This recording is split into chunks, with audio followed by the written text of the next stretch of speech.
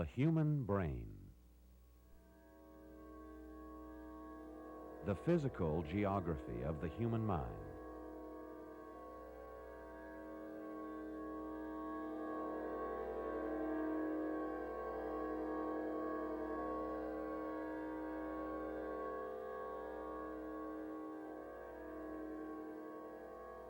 The brain. More intricate than any device made by man. Billions of cells, fibers, tissues, forming a network of paths greater in number than the combined miles of distance between all of the planets of our solar system.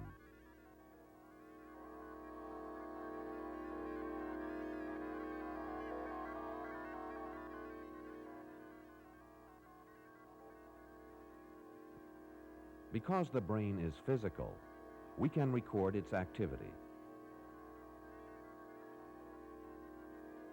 Examine its convolutions.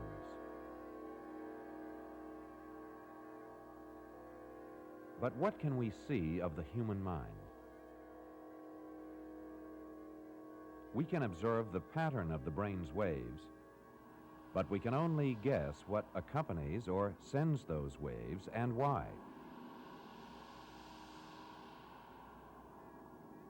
Yet the mind has probed that larger entity the brain resembles, the universe.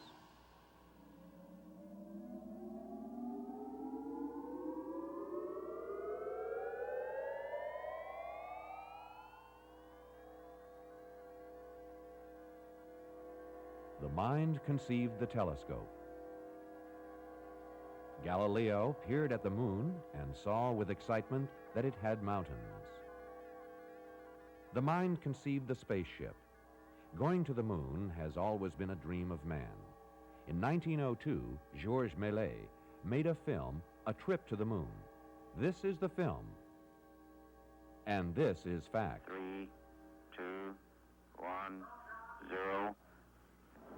Liftoff.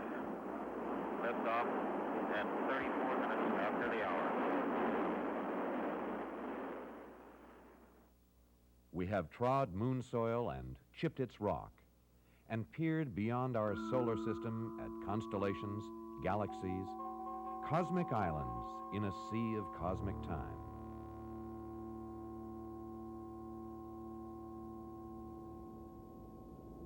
Infinite or finite, the sea of space, the seas of earth, such wonders the mind can comprehend.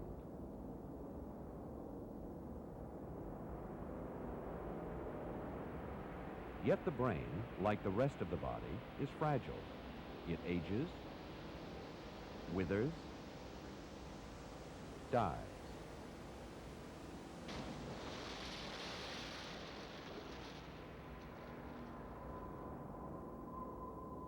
To overcome the physical limits, man has used knowledge as a lever for power to shape human destiny. What has knowledge enabled man to do? First, to survive. Against other humans, animals, the elements.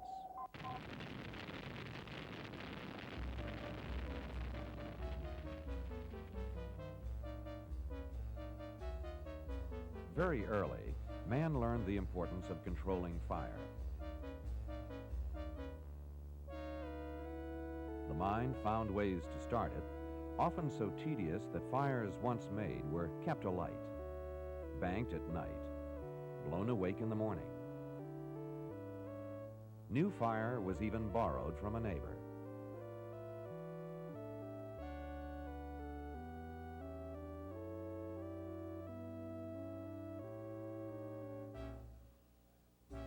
The common match, our kitchen match, is only a century old.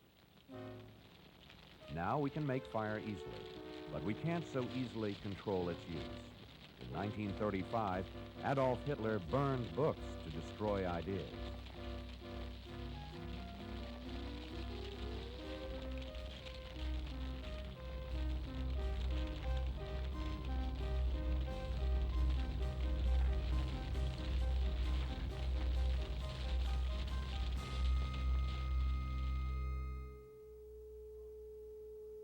Because humans are conscious of self, we can restructure physical nature and shape the world in terms of human ideas. A long time ago, man learned how to transform particles of sand into glass.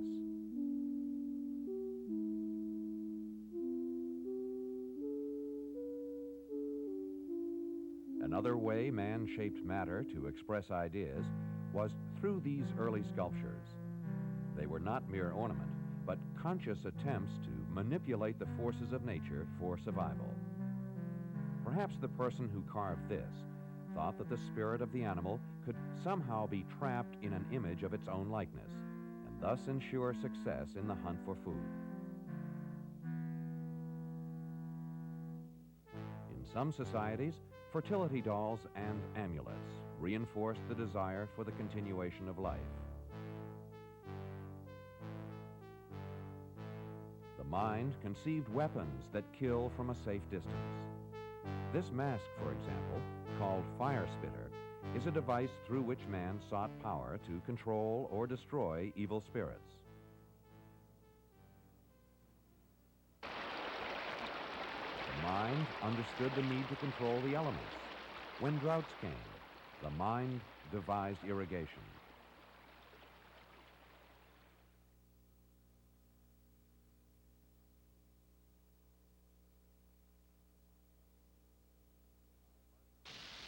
When floods raged, the mind countered. In this painting by Magnasco, all flee against the power of nature, but the priest, cross in hand, defies the elements in an exorcism of the waves.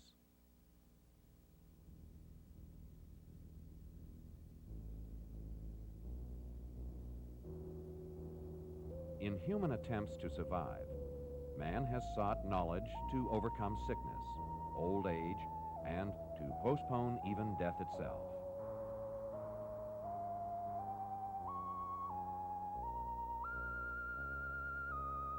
But even stars in time run through their cycles of life and death.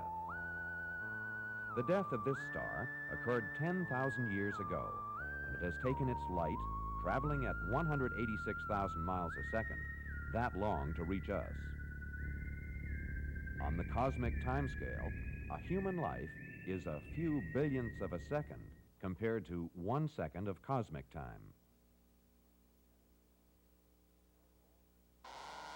All living things struggle to survive, but man has seldom been content with the length or quality of life and has attempted to alter it.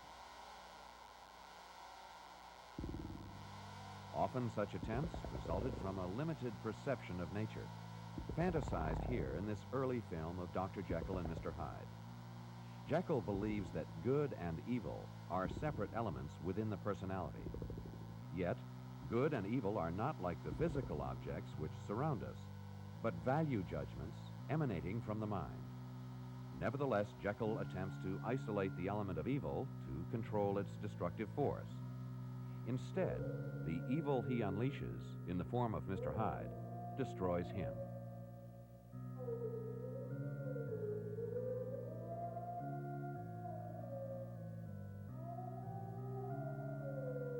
Cannibalism was one of the most primitive attempts to renew one's energy.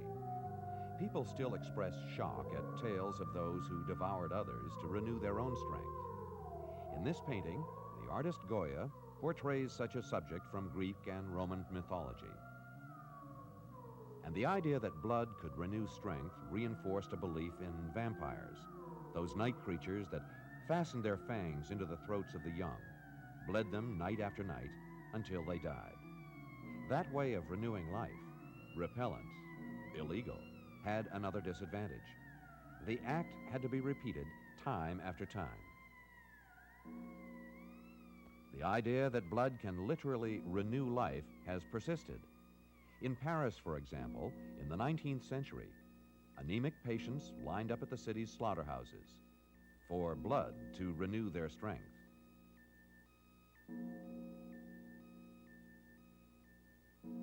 We, too, use blood to renew life.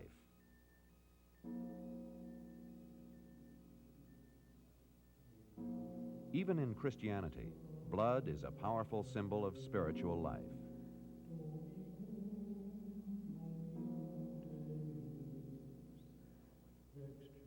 celebration of the Christian Eucharist.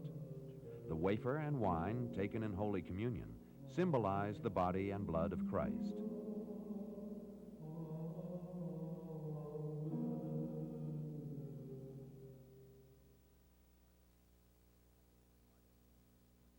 Artists have portrayed the beauty and the frailty of the human condition.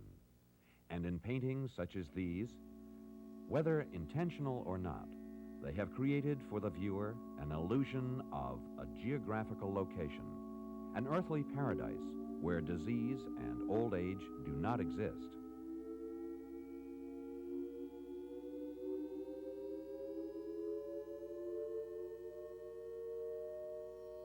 But this search for the source of power demanded a dangerous journey to the ends of the earth, across boiling or icy seas, past the lairs of monsters, beyond Himalayan passes where the lungs gasp for air, to Shangri-La. Once there, the fortunate traveler would be beyond nature's grasp. There, life existed as in the Garden of Eden before Satan entered. Early European maps show the garden in China or on an island near India. But Marco Polo failed to report it in China. Vasco da Gama did not find it near India. And despite an Irish saint's report that he had found it to the west, the mid-Atlantic proved void of land.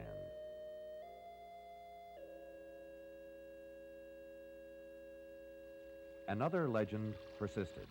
There was a fountain of youth in India. Some said bathing in it restored one's youth. Some said that it healed the sick and revived the dead. Whatever the fountain's exact power, it was worth seeking.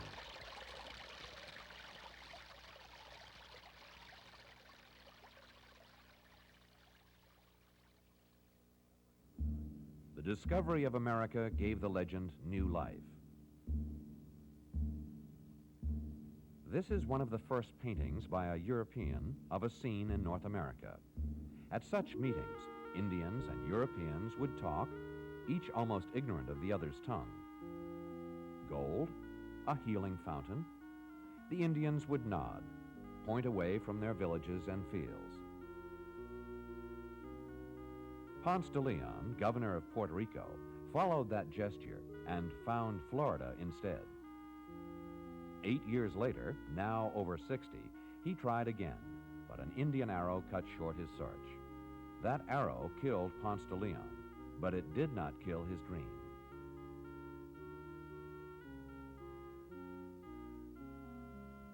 "25 years after Ponce de Leon's death, a German painter shows us what Europe still hoped to find.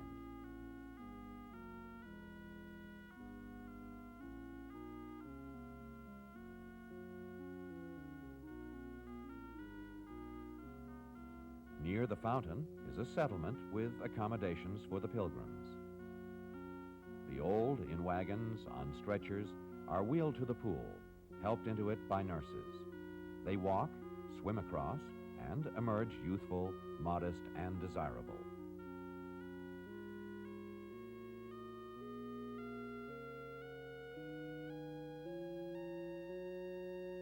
Some still dream of inaccessible Shangri-Las, and we still shudder at Dracula.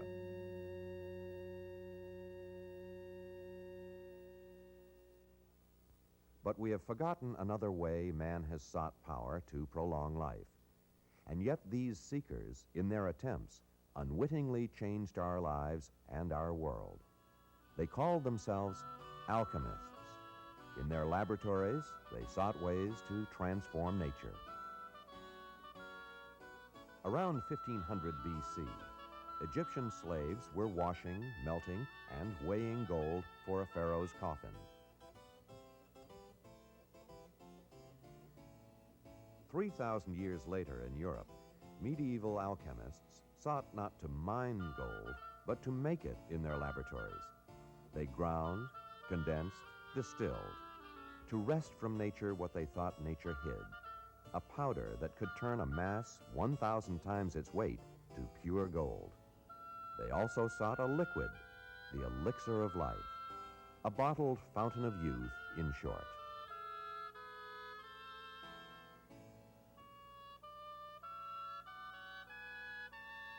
A 100 years before Columbus sailed, Chaucer exposed them as quacks.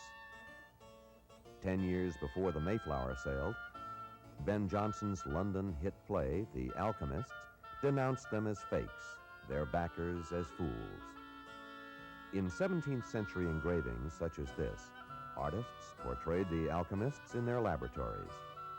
Here is a recreation of an alchemist's laboratory. These were the tools used in their attempts to reconstruct and conform nature to their own ideas and purposes. But notice the expression on this alchemist's face: leaden, dark. The alchemists failed because of their limited perception of nature, yet they willed us their idea of a method and an apparatus.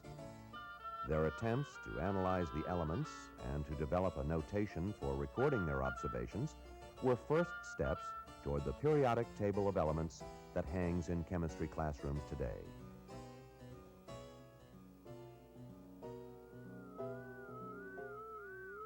The alchemists sought to prolong life and were unsuccessful. Modern chemists have succeeded. They can manufacture drugs that do not exist in nature. Tetracycline, Valium. Chemists have learned to refine drugs found in nature. From the bark, quinine. From the leaf, cocaine, the first local anesthetic.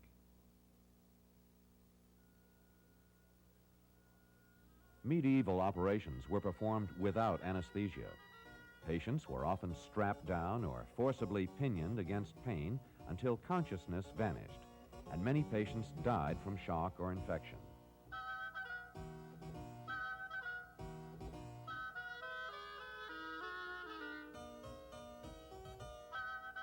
A painting of the first operation under ether at the Massachusetts General Hospital reveals primitive conditions even then.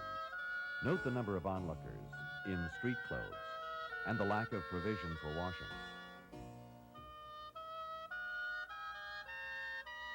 Lister, first to convince surgeons that antiseptics be used to destroy germs, died as late as 1912. Before Lister, patients who survived the operation were often killed by infection.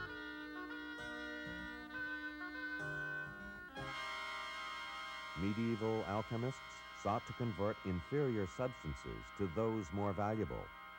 Modern chemists have done so.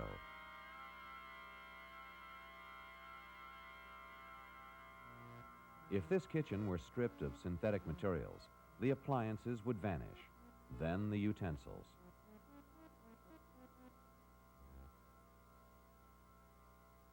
Even the light bulb. We should be back in the iron stove icebox age, or with no chemical knowledge, to hearth and candle days, kitchen to cave, stripped of chemistry's magic.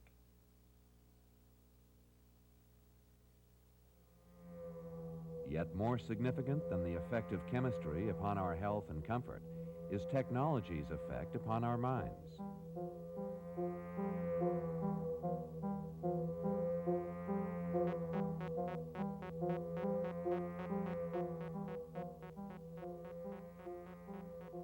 The extent to which man has overcome physical limits has been achieved not by outwitting nature, but by learning how nature works.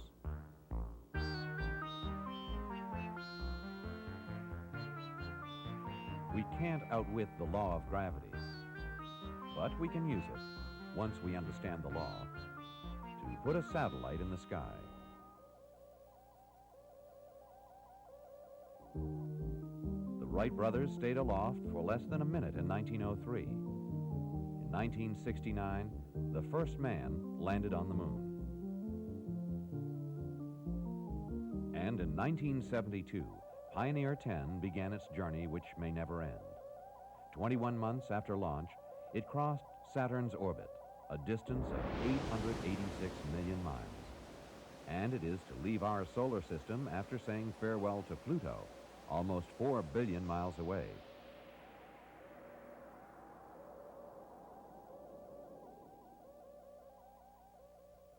Pioneer 10 carries a message for any intelligent life that it may encounter, an image they are expected to recognize, the symbols for male and female, and a map of the Milky Way showing the location of the Earth.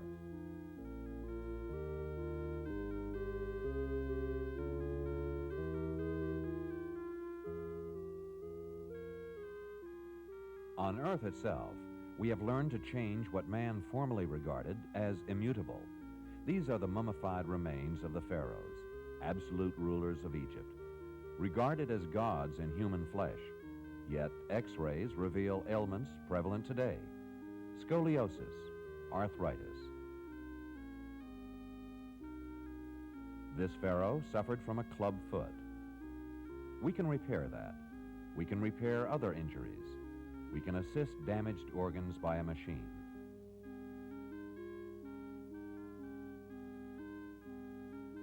We can now transplant corneas from the eyes of another person. We can blunt killers, smallpox, tetanus, polio. We are even able to alter genetic information in living organisms. This organic compound, called DNA, constitutes and controls the total inheritance system of a human being. By a special technique, scientists are able to create new forms of life by combining DNA material from different species. The knowledge of these building blocks of life may someday contribute to research against diseases like cancer and to methods to increase our food supplies.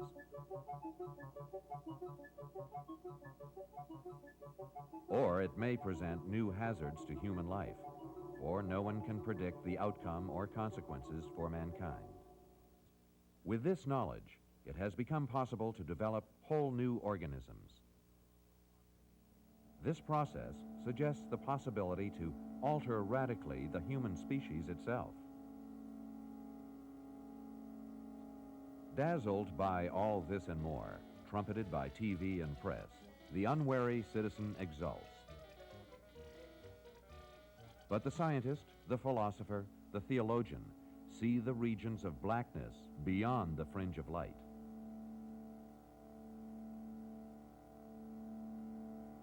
For all the triumphs of modern science and technology have come not by defeating nature, but by working with nature. If we destroy ourselves, that too will be done by following the laws of nature. This missile launch may be projecting another satellite to warn of floods and storms, or it may be launching a warhead to murder a city.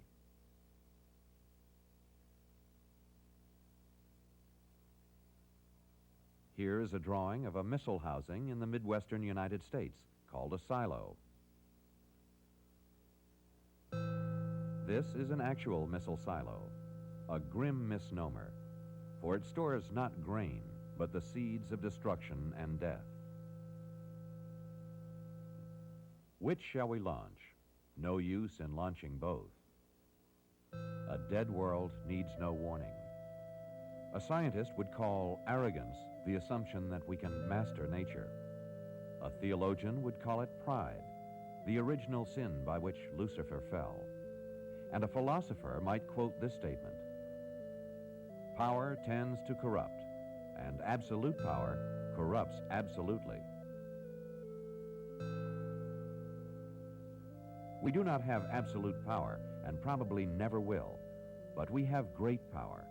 We can press back darkness with increasing speed, or we can restore the world to the amoeba and the spore. It is ironic that the power to choose life and death for mankind arises from the perpetual dream of prolonging life at its physical and mental peak.